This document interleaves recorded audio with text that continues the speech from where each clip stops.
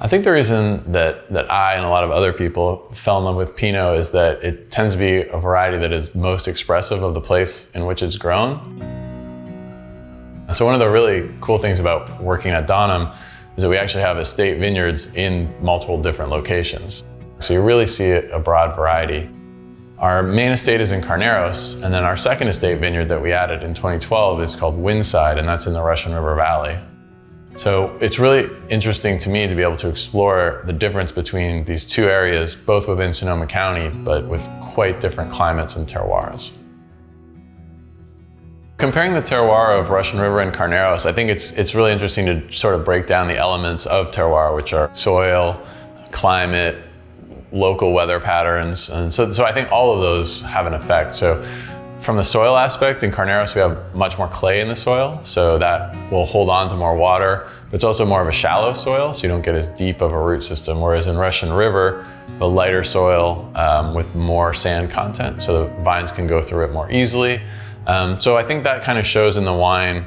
In Carneros, that clay content really gives it an earthiness. So that's sort of what I look for in the Carneros, is a savory, earthy, sometimes mushroomy type of character. Another thing, and this I don't have a great explanation for, but our ranch in particular always has this kind of sassafras root beer type flavor. And I consider that the signature of our Carneros Pinot. I think that's pretty consistent vintage to vintage, and I always recognize it as which one is the Carneros blend specifically. Versus Russian River with that sandier soil tends to be a more pure fruit based and kind of like really heavy on the berry, cherry kind of flavors.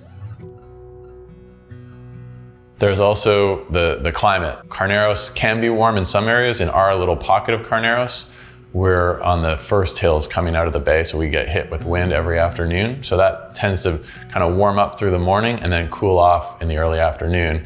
Where Russian River, you have the opposite pattern. So it starts out cool, but then that burns off, and then you have the warm afternoon sun.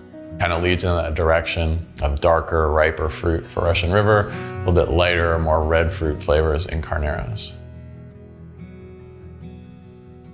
So when I look at the differences between Carneros and Russian River as applying to the reserve bottlings, it's not as clear.